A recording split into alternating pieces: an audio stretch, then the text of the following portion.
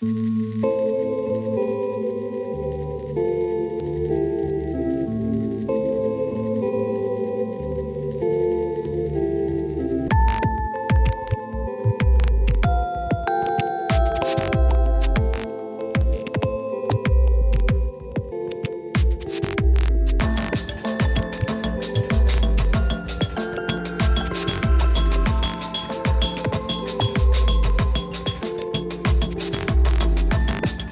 μικρή ηλικία είχατε αυτή την τρέλα με την τεχνολογία. Τι σπουδάσατε? Ανάλυση και προγραμματισμό υπολογιστών.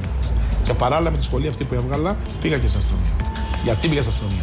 Γιατί έβλεπα τους υπολογιστές που είχε ένα από τα καλύτερα μηχανογραφικά κέντρα. Και μου εξητάρει.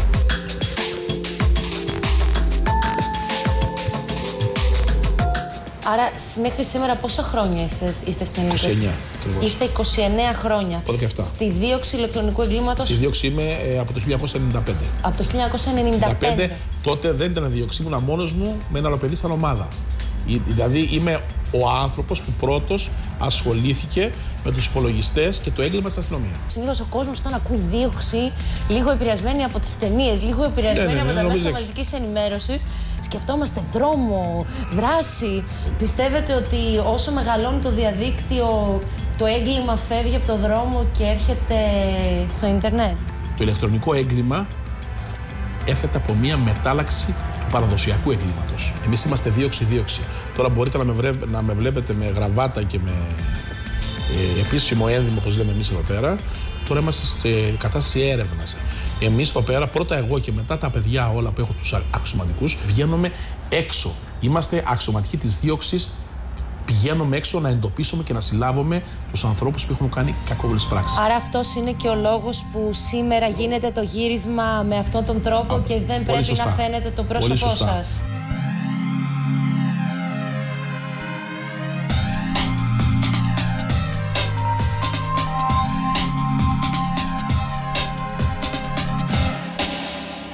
Όταν πρωτομιλήσατε για δίωξη ηλεκτρονικού εγκλήματος ή και για cybercrime από ένα σημείο και μετά, σας πιστέψανε? Ήμουν όπως το γαποδίστρια με την πατάτα.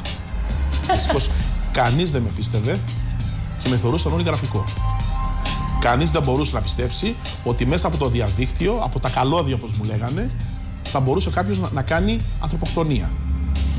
Κανείς δεν μπορούσε να πιστέψει ότι μέσα από το διαδίκτυο θα μεταφέρονται όλα τα χρήματα πλέον.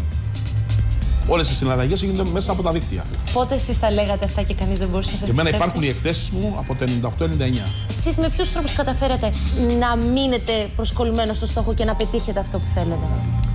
Με απλά λόγια, αγαπάω αυτό που κάνω. Άνθρωπος χωρίς πίστη, πιστεύω δεν κάνει τίποτα σήμερα. Γιατί χωρίς πίστη δεν θα άντεχα αυτά που πέρασα. Γιατί πέρασα αρκετά. Ψυχολογικό πόλεμο. Ψυχολογικό πόλεμο μέσα από την ίδια την υπηρεσία. Ναι, ψυχολογικό πόλεμο από ανθρώπους που δεν μπορούσαν να καταλάβουν αυτό που έρχεται και αυτό που πρέπει να γίνει. Άρα λοιπόν εγώ έπρεπε να κάνω κάποιους ανθρώπους οι οποίοι δεν είχαν ποτέ δει ούτε στην τηλεόραση τι είναι ο ηλεκτρονικός υπολογιστής, ότι μέσα από ένα υπολογιστή θα υπάρξει έγκλημα.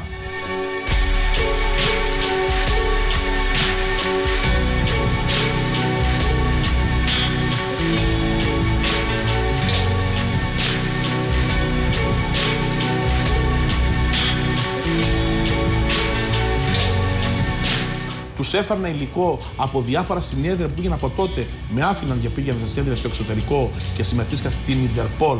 Αλλά πήγαινα δειλά-δειλά. Όταν έλεγαν πώς είσαστε στην Ελλάδα στο ηλεκτρονικό έγκλημα, όταν η Ιταλία είχε 2.000 άτομα, εγώ κρυβόμουν. Δεν μπορούσα να πω, γιατί ήμουν μόνος μου. Άρα λοιπόν ξεκινήσατε το 1995 ένα άτομο για να είστε το 2011 πόσα άτομα? Αυτή τη στιγμή με τα νέα που θα ήμουν γύρω στα 81. Υπάρχουν αξιωματικοί ερευνητές οι οποίοι ερευνούν συγκεκριμένα σημεία του διαδικτύου. Αυτή τη στιγμή ο κάθε αξιωματικός εδώ πέρα έχει το λιγότερο ένα μεταπτυχιακό πάνω στην πληροφορική ή σε δίκτυα ή σε οτιδήποτε αφορά το διαδίκτυο. Με λίγα λόγια έχουμε προσλάβει επιστήμονες. Το δεύτερο όμως και σημαντικότερο είναι η αγάπη που έχουμε αναπτύξει με τον κόσμο, επικοινωνία. Το βλέπει ο φίλος, ο άγνωστος, ο χιοψή, μέσα στο διαδίκτυο ότι κάποιος θέλει να αυτοκτονήσει, κάποιος θέλει να φύγει και ενημερώνει την υπηρεσία μας είτε μέσω email είτε και τηλεφωνικά. Με απλά λόγια, ο κόσμος μας έχει εμπιστευτεί.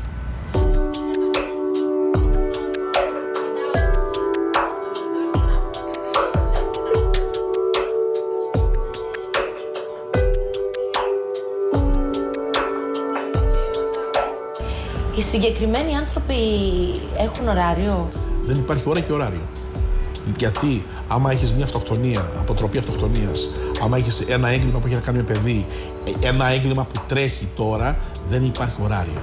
Ναι, αλλά δεν τους ενοχλεί, είναι δημόσιοι υπάλληλοι, έχουν συγκεκριμένο ωράριο, έχουν και προσωπική ζωή. Είναι μεγάλο θέμα αυτό. Τα παιδιά αυτά έχουν γευτεί και έχουν δεχτεί την υπηρεσία ως έχει.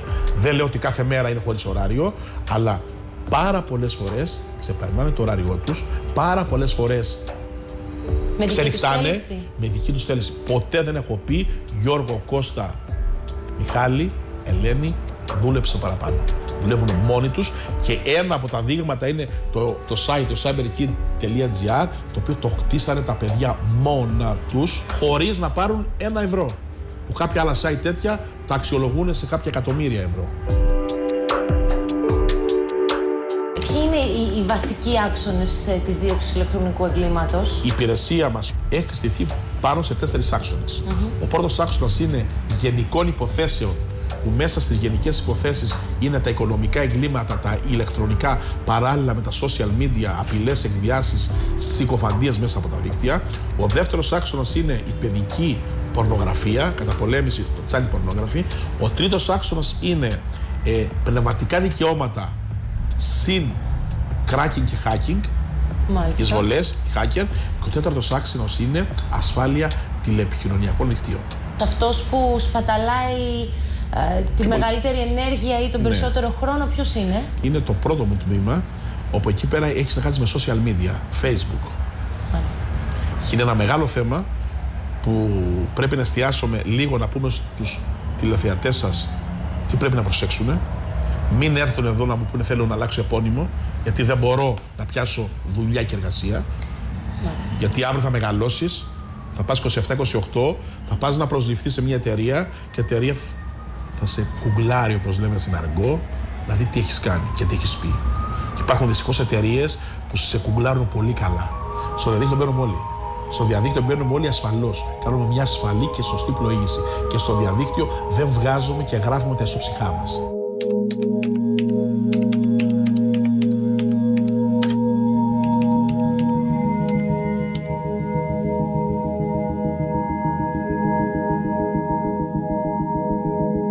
Η ικανοποίηση μέσα από τη δουλειά σας, από πού αντλείται? Η ικανοποίηση αντλείται από το αποτέλεσμα. Μια ιστορία επιτυχίας δική σας, της υπηρεσίας σας, η οποία εσάς σας έχει αγγίξει, ή τους συνεργάτες σας, τους συναδέλφους σας πιθανά ότι σας έχει αγγίξει. Είναι μια κοπέλα που είχε έρθει από επαρχία στην Αθήνα να σπουδάσει. Η κοπέλα αυτή γνώρισε τον πρώτο της έρωτα στην Αθήνα και στη συνέχεια ερωτεύτηκε πάρα πολύ και ο άνθρωπος αυτός την πρόδωσε. Πάνω λοιπόν σε αυτή την πρώτη της ταραχή, μέσα από το διαδίκτυο θεώρησε καλό να ανακοινώσει ότι θέλει να αυτοκτονήσει, ότι θα το κάνει με τέτοια πιστικότητα που όταν διάβασα αυτά που έγραφε ήταν οι πρώτες αυτοκτονίες που είχαμε βγάλει, οι πρώτες αποτροπές. Τότε εμείς την ψάχναμε 4 ώρες, δεν μπορούσαμε να την βρούμε πουθενά.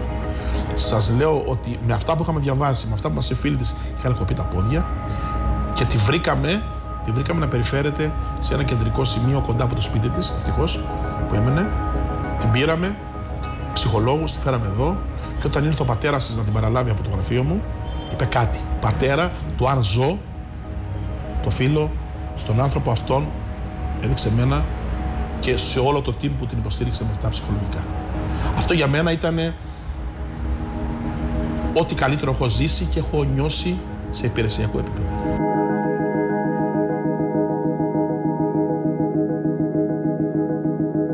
Καθημερινά έχουμε 3 με 4 αποτροπές ανθρώπων από αυτοκτονία. Ενώ πέρυσι είχαμε 2 με 3 το μήνα. Ο μεγάλος όγκος είναι από παιδιά νεαρής ηλικίας που δεν μπορούν την απόρριψη.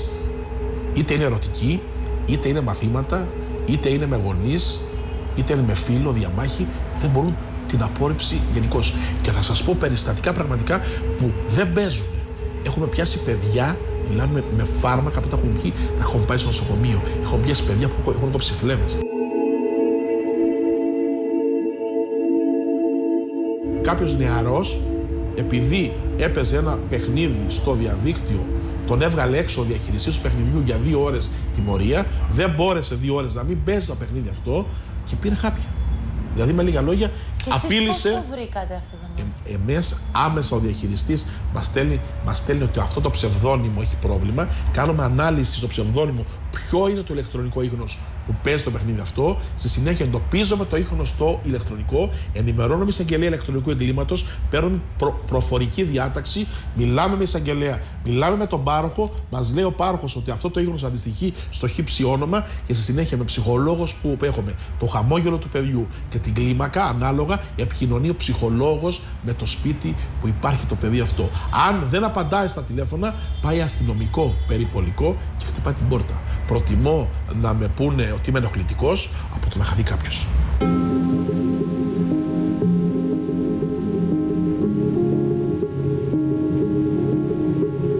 Βλέπετε από αντίστοιχες υπηρεσίες του εξωτερικού άλλων χωρών να σας έχουν αυτό που λέμε τυφλή εμπιστοσύνη? Όταν πάμε στο εξωτερικό πλέον μας σέβονται και μας βλέπουν σαν μια χώρα που έχει να επιδείξει πολλά όσο αφορά το ηλεκτρονικό έγκλημα.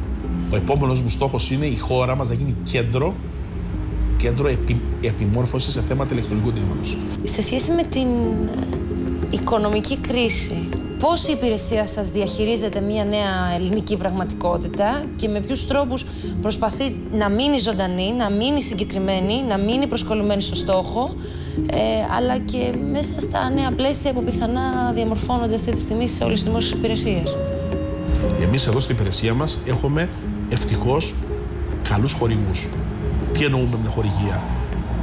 Οι χορηγοί δίνουν χρήματα, μας παίρνουν εξοπλισμό, όπως είναι ο εξοπλισμός υπολογιστές. Δεχόμαστε, μιλάμε, τη χορηγία από κάποιες εταιρείες για να μπορέσουμε να επιμορφώσουμε όλη την Ελλάδα.